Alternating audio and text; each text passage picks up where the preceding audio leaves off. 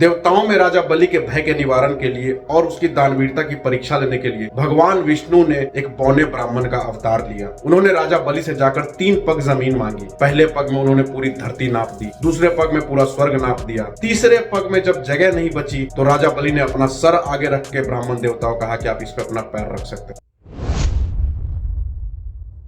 जय श्री राम दोस्तों, आज है रक्षाबंधन यानी राखी। राखी एक भाई और एक बहन के बीच अटूट प्रेम और रिश्ते का प्रतीक है। जहां एक बहन अपने भाई से ये उम्मीद रखती है कि वो उसकी हर संभव रक्षा करेगा, वहीं एक भाई अपनी बहन को ये वचन देता है कि जब भी उसके ऊपर किसी प्रकार की मुसीबत, किसी प्रकार की विपत्ति आएगी तो उसके सामने सदैव वो ढाल बनकर खड़ा रहेगा। आखिर इस राखी के हमारे भारतीय संस्कृति में क्या मायने हैं, इसका क्या महत्व है, इसका इतिहास क्या है, इसकी शुरुआत कहाँ से हुई, आइए हम इन सब बातों के बारे में थोड़ी बहुत जानने की कोशिश करेंगे। हमारी संस्कृति में जो इसका पहला प्रसंग आता है वो आता है महाराजा बलि से संबंधित। राजा बलि एक बहुत ही दानवीर राजा थे जिन्होंने स्वर्ग, धरती और नरक तीनों लोगों को जीत रखा था। देवताओं में राजा बलि के भय के निवारण के लिए और उसकी दानवीरता की परीक्षा लेने के लिए भगवान विष्णु ने एक बौने ब्राह्मण का अवतार लिया। उन्होंने राजा बलि से जाकर 3 पग जमीन मांगी। पहले पग में उन्होंने पूरी धरती नाप दी, दूसरे पग में पूरा स्वर्ग नाप दिया, तीसरे पग में जब जगह नहीं बची तो राजा बलि ने अपना सर आगे रख के ब्राह्मण देवताओं कहा कि आप इस पे अपना पैर रख सकते हैं। फिर राजा बलि ने भगवान विष्णु को अपने महल में रहने के लिए कहा, लेकिन माता लक्ष्मी इस बात से खुश और संतुष्ट नहीं थी। अतः उन्होंने बलि को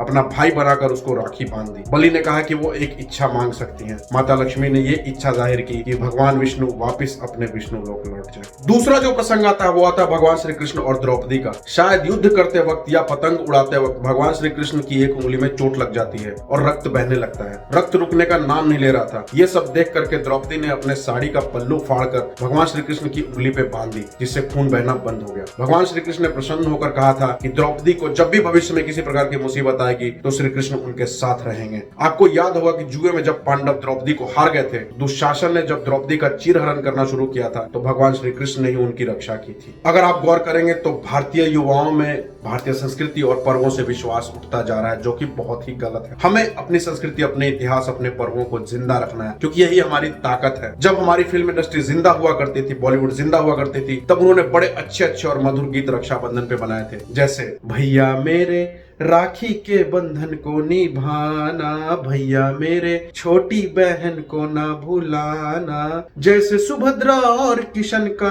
जैसे बद्री और पवन का, जैसे धरती और गगन का, ये राखी बंधन है ऐसा, ये राखी बंधन है ऐसा। आप सभी भाई बहनों को रक्षाबंधन की बहुत बहुत शुभकामनाएं।